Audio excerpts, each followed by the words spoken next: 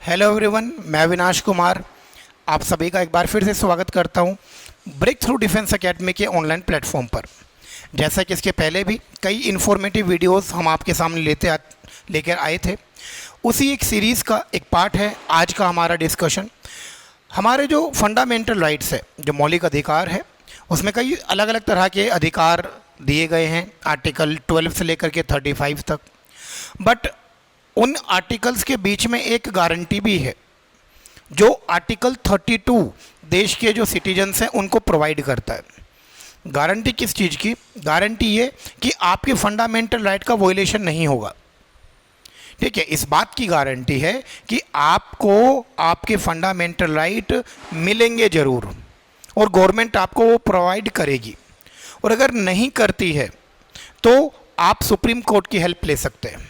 जो हमारे कॉन्स्टिट्यूशन का जो आर्टिकल 32 है वो सुप्रीम कोर्ट को एक एडिशनल रिस्पॉन्सिबिलिटी प्रोवाइड करता है कि देश के सुप्रीम कोर्ट को देश के लोगों के फंडामेंटल राइट को प्रोटेक्ट करना है। ठीक, और इसीलिए जो देश का हमारा जो सुप्रीम कोर्ट है उसे गार्जियन ऑफ फंडामेंटल राइट के नाम से भी जाना जाता है। तो आर्टिकल 32 पर आज हमें डिस्कशन करना है। ठीक है, कि आर्टिकल 32 इतना इम्पोर्टेंट क्यों है और उसको हमें यूज़ कैसे करना है और सुप्रीम कोर्ट किस तरह से आपके फंडामेंटल राइट को प्रोटेक्ट करता है। इन्हीं सब सवालों का जवाब आपको आज हमारे इस वीडियो में मिलेगा। देखिए, अगर गवर्नमेंट आपके फंडामेंटल राइट का वोलेशन करती है तो आप डायरेक्ट सुप्रीम कोर्ट को अप्रोच कर सकते हैं। हम हर मामले में डायरेक्ट सुप्रीम कोर्ट को अप्रोच नहीं कर सकते, बट अगर कोई केस हमारे फंडामेंटल राइट से एसोसिएट है तो हम डायरेक्ट सुप्रीम कोर्ट को अप्रोच कर सकते हैं। और अगर हम सुप्रीम कोर्ट को अप्रोच करते हैं तो सुप्रीम कोर्ट आर्टिकल 32 के तहत 5 तरह के ऑर्डर्स रिलीज करता है। और उन ऑर्डर्स को टेक्निकली क्या कहा जाता है? उन ऑर्डर्स को टेक्निकली कहा जाता है रिट्स। जो टोटल कितनी होती है? 5 तरह की होती है अलग अलग। ये 5 तरह की रिट्स हैं जो देश का सुप्रीम कोर्ट जारी करता है देश के लोगों के फंडामेंटल राइट को प्रोटेक्ट करने के लिए। उन 5 रिट को रिलीज़ करने का जो रीज़न होता है वो डिफरेंट होता है, अलग अलग रीज़न होता है। और एग्ज़ाम में जो क्वेश्चन है वो उन रीज़न पर ही आते हैं कि किस रीज़न की वजह से जो सुप्रीम कोर्ट है वो ये रिट जारी करता है। तो इन्हें हमें आज डिटेल वे में कवर करना है कि वो कौन सी 5 रिट्स हैं जो सुप्रीम कोर्ट जारी करता है। देखिए, सबसे पहले तो उनके नाम, और उससे भी पहले सोर्स, कि हमारा कॉन्स्टिट्यूशन जब बन रहा था तो हमारे जो मेकर्स थे उन्होंने कई डिफरेंट कंट्रीज से सोर्सेज लिए थे। तो उसी में ब्रिटेन से कई सारे सोर्स लिए थे। और ये जो रिट्स हैं, ये रिट्स भी हमारे जो मेकर्स थे उन्होंने ब्रिटेन से ही अडॉप्ट किए थे। तो ये एक एडिशनल इन्फॉर्मेशन है कि हमारे जो रिट का जो कॉन्सेप्ट है वो किस कंट्री से अडॉप्ट किया गया था? वो अडॉप्ट किया गया था ब्रिटेन से। अब देखिए, अब आगे की बात करते हैं कि सुप्रीम कोर्ट जो रिट जारी करता है वो कौन कौन सी होती है और हमें उन्हें यूज़ कैसे करना होता है। तो देखिए, सबसे पहले तो नाम पर बात करते हैं। 5 तरह की रिट होती हैं। पहली जो रिट है उसे क्या कहा जाता है? उसे कहा जाता है हैबीस कॉर्पस। उसे कहा जाता है हैबीस कॉर्पस। ठीक, एक एक करके बात करते हैं। अब जो पहली रिट है हैबीस कॉर्पस, जिसका हिंदी में जो नाम होता है उसे कहा जाता है बंदी प्रत्यक्षीकरण। हिंदी में से इस नाम से जाना जाता है। अब हैबीस कॉर्पस जो रिट है वो सुप्रीम कोर्ट क्यों जारी करता है?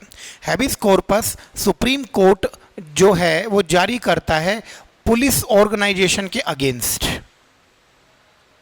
पुलिस ऑर्गेनाइजेशन के अगेंस्ट कहने का मतलब है उसके लिए हमें समझना होगा हमारे फंडामेंटल राइट का एक आर्टिकल, दैट इज आर्टिकल 22।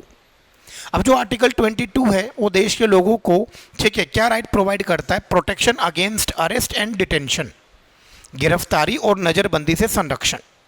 तो आर्टिकल 22 को अगर हम पढ़ते हैं फंडामेंटल राइट के, तो उसमें यह है कि अगर किसी पर्सन को अरेस्ट किया जाता है तो आर्टिकल जो 22 है, ठीक है, तो उस 22 के अकॉर्डिंग एक अरेस्टेड पर्सन को 3 तरह के लीगल राइट दिए जाते हैं। पहला, तो उसे अपनी गिरफ्तारी का कारण जानने का अधिकार होता है।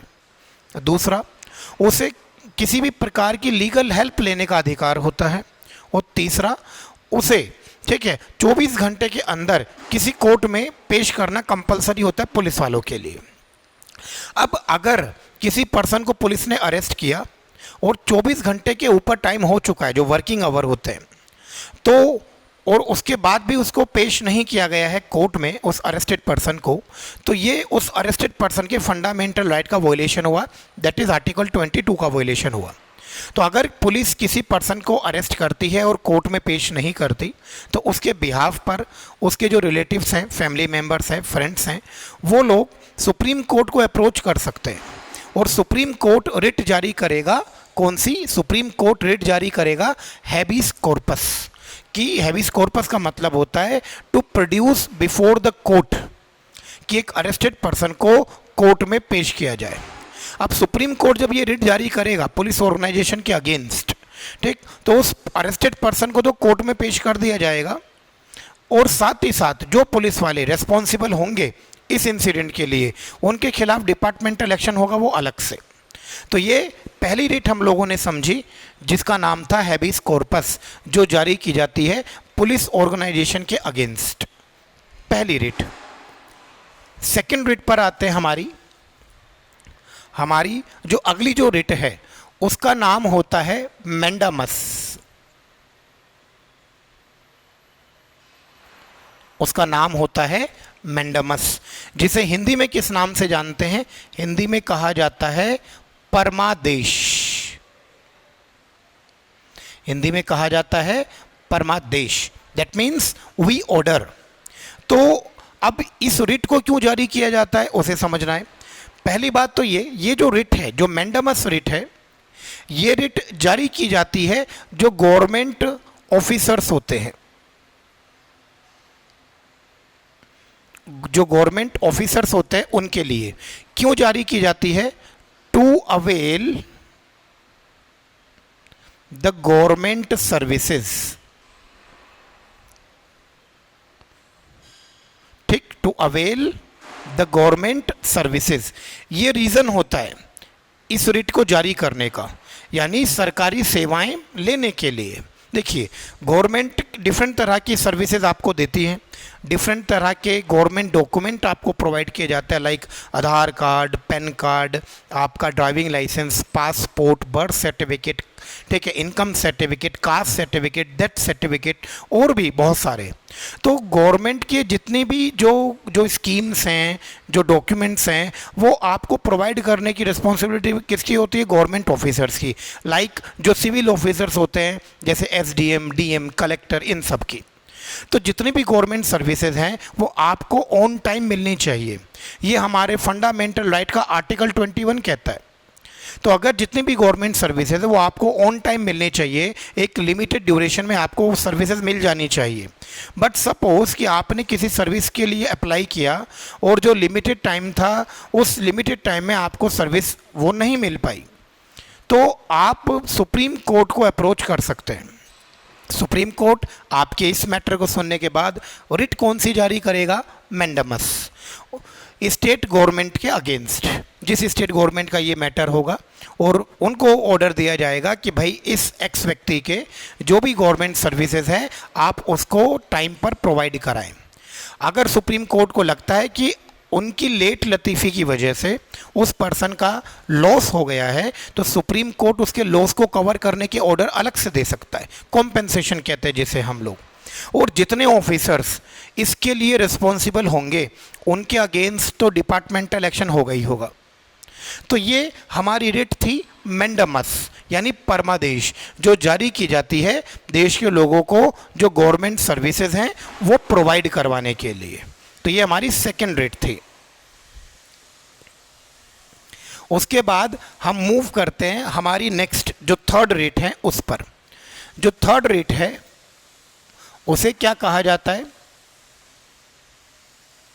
प्रोहिबिशन। जो थर्ड रिट है उसे क्या कहा जाता है? प्रोहिबिशन, जिसको हिंदी में कहा जाता है प्रतिषेध। ठीक, अब प्रोहिबिशन, अब इस रिट का, अब पहली बात तो इसका मीनिंग की अगर हम बात करें, प्रोहिबिशन का मीनिंग होता है टू स्टॉप। प्रोहिबिशन का मीनिंग होता है टू स्टॉप। अब प्रोहिबिशन जो रिट है ये जारी किसके लिए की जाती है? ये जारी की जाती है लोअर कोर्ट्स के अगेंस्ट। ये जारी की जाती है किसके against? Lower court, district court वगैरह जिसे हम कहते हैं।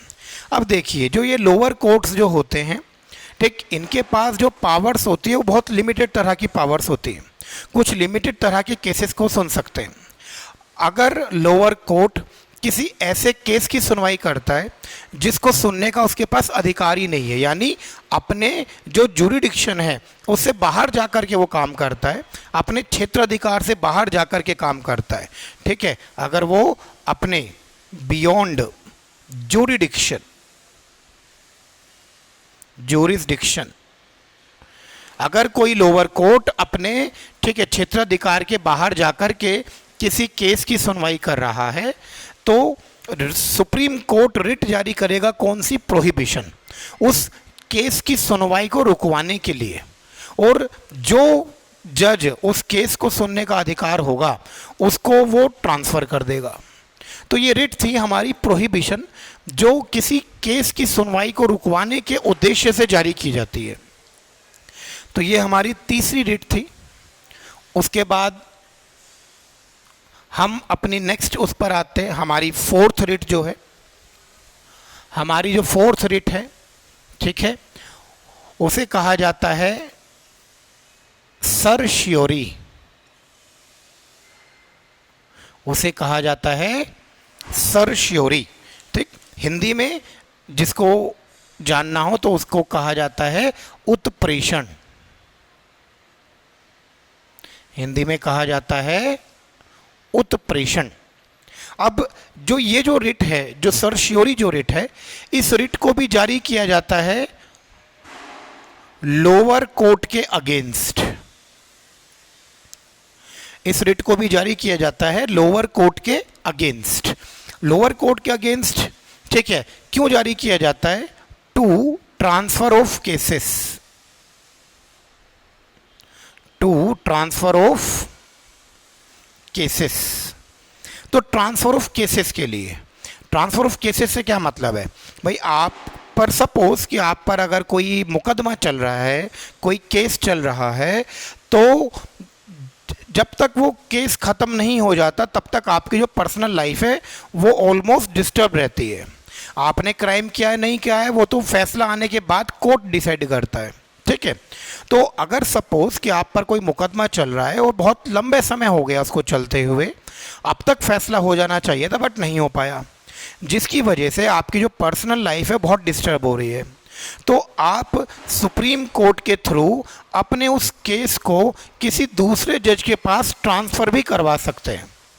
आप सुप्रीम कोर्ट को बताएंगे कि सर ये मेरा एक मुकदमा चल रहा था, छोटा सा केस है, अब तक इसका फैसला हो जाना चाहिए था बट बहुत लंबा समय हो गया है और अब तक मेरे केस का फैसला नहीं हो पा रहा है, और अगर ये ऐसे ही चलता रहा तो मेरी आगे की लाइफ भी डिस्टर्ब रहेगी, तो इसलिए मैं चाहता हूँ कि मेरा जो केस है उसको ट्रांसफ़र किया जाए किसी ऐसे जज के पास जो इस केस को जल्दी से निपटा सके। अब सुप्रीम कोर्ट अगर आपकी बात से एग्री हो जाता है तो सुप्रीम कोर्ट रिट जारी कौन सी करेगा? सर्शियोरी, उस केस को किसी दूसरे जज के पास ट्रांसफ़र कराने के लिए।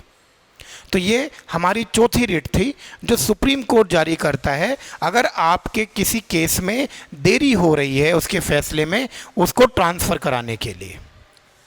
और हमारी जो फिफ्थ और जो लास्ट रिट है उसको हम लोग देखते हैं।